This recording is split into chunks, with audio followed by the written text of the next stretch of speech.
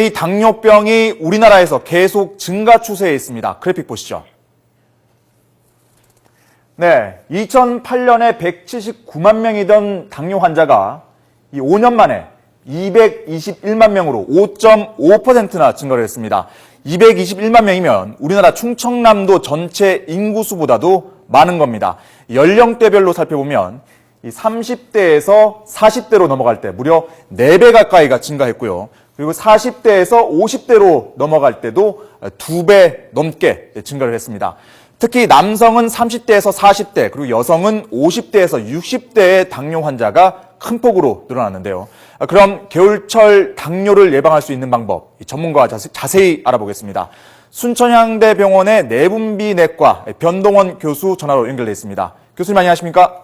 예, 안녕하십니까? 네, 이 당뇨병을 특히 겨울철에 조심해야 된다 이런 얘기가 있던데 그 이유가 뭡니까? 예, 우선은 겨울철에 절대적으로 이제 혈당이 올라가는 데 문제가 있습니다. 네. 겨울철에 혈당이 올라가는 이유로는 아무래도 겨울에 추위가 춥다 보니까 아무래도 운동 부족이 좀 발생이 되겠죠. 아하.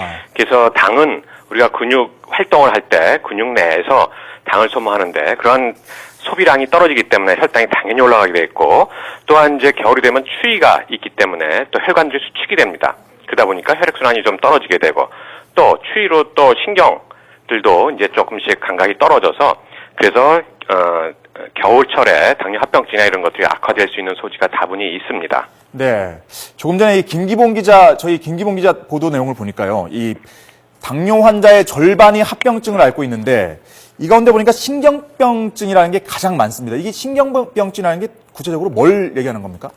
예, 우리가 이제 뜨거운 걸 잡으면 손을 치우지 않습니까? 네. 그건 뭐냐면은 이제 뜨거운 신호가 오기 때문에 우리가 그거를 적절하게 위험을 대피할 수 있다는 소리죠. 네. 근데 신경병증이라는 것은 그러한 감각 능력이 떨어져 있다는 겁니다.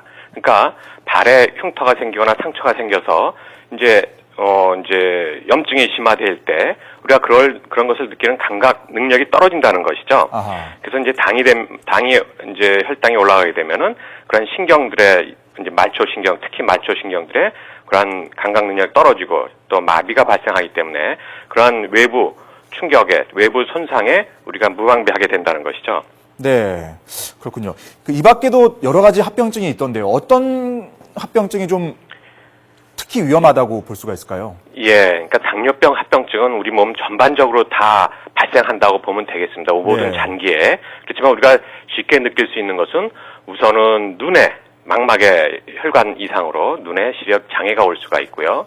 그 다음에 이제 콩팥이 망가질 수 있습니다. 콩팥은 우리 몸에 이제 나쁜 배설물을 나쁜 물질들을 배설해내는데 그런 기능이 안 되니까 우리 몸에 요독증이 빠지게 돼서 우리가 또 쉽게 느낄 수 있고, 그 다음에 또 혈액 장애가 오기 때문에 혈관들이 또 쪼그라져서 그러한 또 신경 장애하고 같이 해서 손발에 손상이 와도 잘 느끼지 못하는 그런 눈, 혈관, 또 신장, 또 신경, 여기에 가장 많이 온다고 할 수 있겠습니다. 네. 그런데 이 남녀 성별에 따라서 어느 쪽이 더 위험하다, 당뇨병에 더 위험하다 이런 게 있습니까? 예, 안마해도 남자에서 조금 더 높다고 할 수 있겠습니다. 왜냐하면 앞에서도 얘기가 있었지만 여러 가지 그 사회생활 때문에 또 술, 담배에 많이 노출돼 있고 또 스트레스에 많이 노출돼 있기 때문에 아무래도 남자가 조금 더 위험하다고 할 수 있겠습니다. 네. 그런데 이게 연령대별로 늘어나는 걸 보니까 아까 30대에서 40대로 갈 때 확 늘어나거든요. 예. 혹시 이유가 있습니까? 예, 그래서 제가 방금도 말씀드렸지만은 이제 40대 이후라는 거 30대 넘어서 40대에 들어간다는 거는 바로 이제 사회생활에 이제 노출된다는 얘기죠. 네. 그렇게 되면 아무래도 거기에 따른 이제 생활 습관, 또 사회 간섭, 술, 담배에 대한 그런 너그러운 우리나라의 사회 간섭, 또 직장에서 스트레스 이런 것들이 가장 큰 문제라고 할 수가 있겠습니다. 네.